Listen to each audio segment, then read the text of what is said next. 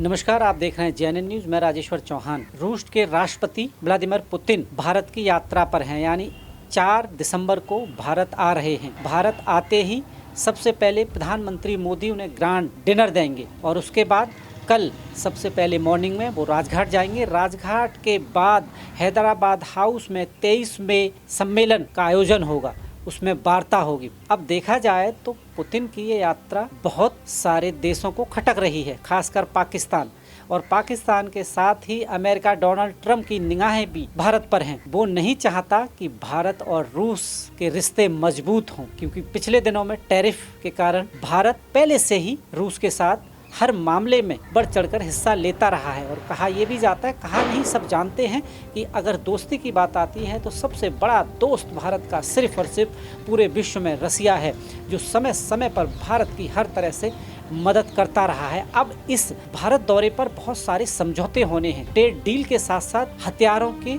समझौते होंगे। S-400 सबको पता है कि पाकिस्तान ऑपरेशन सिंदूर के वक्त वही S-4 था, और वो हमारा रक्षक कवच है, जिसे कहते हैं सुदर्शन चक्र। और रूस तो ये भी कह चुका है कि आने वाले वक्त में S-400 का जो उत्पादन है वो भारत में ही होगा। अब देखना यह है कि इस मुलाकात में क्या क्या खास बातें होती हैं और क्या है पूरा मामला। आइए देखते हैं इस रिपोर्ट के माध्यम से। आज के डील्स पर बात करने से पहले हमें इतिहास के वो पन्ने पलटने होंगे जो बताते हैं कि पुतिन का ये विजिट इंडिया के लिए इमोशनल क्यों है। कहा जाता है अ friend in need is a friend Indeed, और जियोपॉलिटिक्स में रशिया ने इसे बार बार साबित किया है।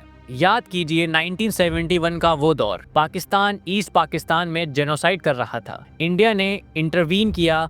तब अमेरिका के प्रेसिडेंट निक्सन और हेनरी किसिंजर ने पाकिस्तान को बचाने के लिए अपना सबसे बड़ा हथियार nuclear powered aircraft carrier USS Enterprise bay of Bengal में भेज दिया। ब्रिटेन ने भी अपना फ्लीट भेज दिया। इंडिया अकेला पड़ गया था। हमारे पास उस वक्त US नेवी का मुकाबला करने के लिए ताकत नहीं थी। तब इंदिरा गांधी ने मॉस्को में रेड फोन बजाया। सोवियत यूनियन ने तुरंत अपनी न्यूक्लियर सबमरीन्स और डिस्ट्रॉयर्स भेज दिए और US फ्लीट का रास्ता रोक कर खड़े हो गए। रशिया ने साफ कह दिया था, अगर इंडिया पर हमला हुआ तो हम चुप नहीं बैठेंगे। रशिया ने सिर्फ हमारा साथ जंगों में नहीं दिया, UN में भी रशिया हमारी ढाल बनकर खड़ा रहता है। कश्मीर के मुद्दे पर वेस्टर्न कंट्रीज ने कई बार इंडिया के खिलाफ रेजोल्यूशन लाने की कोशिश की, चाहे 1957 हो, 1962 हो या 1971। जब भी दुनिया ने कश्मीर पर हमें घेरने की कोशिश की तो सोवियत यूनियन ने अपना वीटो पावर यूज किया और कहा नो। उन्होंने अकेले दम पर इंडिया को प्रोटेक्ट किया।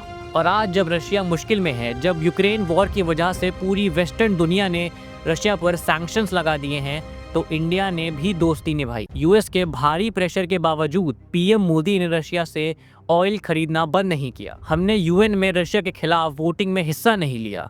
हमने साफ कह दिया, हम अपने दोस्तों को नहीं भूलते।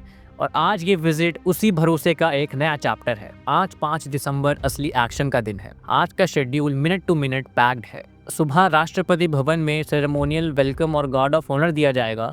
उसके बाद पुतिन राजघाट जाएंगे महात्मा गांधी को श्रद्धांजलि देने। दोपहर के वक्त हैदराबाद हाउस में इंडिया और रशिया के बीच 23rd एनुअल समिट चल रहा होगा। शाम के टाइम बिजनेस फोरम की मीटिंग होगी, जहां दोनों देशों के CEOs मिलेंगे। और रात को प्रेसिडेंट द्रौपदी मुर्मू से मिलने के बाद पुतिन वापस मॉस्को रवाना हो जाएंगे। लेकिन सवाल ये है, हैदराबाद हाउस के बंद दरवाजों के पीछे डील क्या हो रही है। हमारी रिसर्च और रशियन सोर्सेज के मुताबिक आज 3 बड़े अनाउंसमेंट्स होने वाले हैं। इंडिया को S-400 मिसाइल सिस्टम की बची हुई डिलीवरीज जल्दी चाहिए। खबर ये है कि रशिया ने सप्लाई एक्सेलरेट करने का वादा किया है। सबसे बड़ी बात, ऑपरेशन सिंदूर में S-400 की सक्सेस के बाद इंडिया एडिशनल स्क्वाड्रोन्स लेने में इंटरेस्ट दिखा रहा है।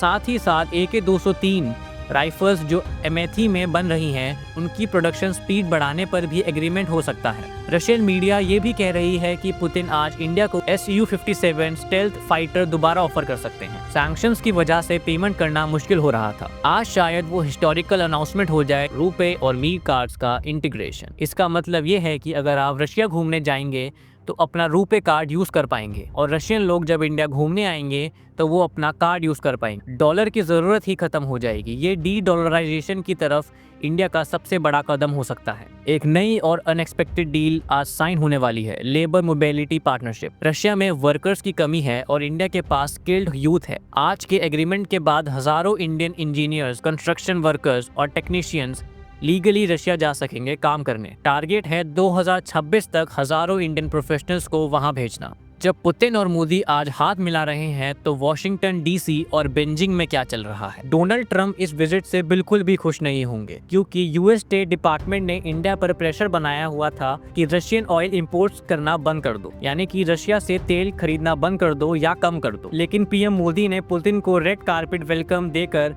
दिखा दिया कि इंडिया अपनी स्ट्रैटेजिक ऑटोनॉमी से कंप्रोमाइज नहीं करेगा। हम दोस्त सबके हैं लेकिन पपेट किसी के नहीं। चाइना इस दोस्ती को शक के नजरिए से देख सकता है। उन्हें डर है कि रशिया इंडिया को इतना स्ट्रांग ना बना दे कि कल को इंडिया चाइनीज बॉर्डर पर रशियन वेपन्स का यूज करने लग जाए। पुतिन का आज दिल्ली आना चाइना के लिए मैसेज है कि रशिया पूरी तरह चाइना की गोद में नहीं बैठा हुआ है। उसके पास इंडिया जैसा पावरफुल दोस्त है। 5 दिसंबर 2025 का दिन इतिहास में याद रखा जाएगा। ये विजिट सिर्फ ऑयल या वेपन्स के लिए नहीं है। ये विजिट एक मैसेज है, जब 1971 में हम अकेले थे, रशिया खड़ा था, और आज जब रशिया अकेले पड़ने के कगार पर है तो इंडिया उसके साथ खड़ा है। व्लादिमीर पुतिन का ये विजिट बताता है कि दुनिया चाहे कितनी भी बदल जाए, कुछ रिश्ते पॉलिटिक्स से ऊपर होते हैं। तो ये थी पूरी जानकारी हमने आपके सामने रखी इस रिपोर्ट के माध्यम से कि भारत और रूस का ये संबंध कितना खास क्यों है और क्यों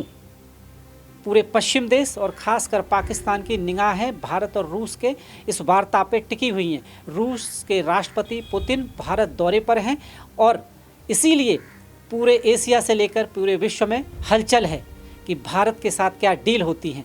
अगर आपको ये स्टोरी अच्छी लगी तो लाइक, शेयर और सब्सक्राइब ज़रूर करें। आप देख रहे हैं JNN न्यूज़। बहुत बहुत धन्यवाद।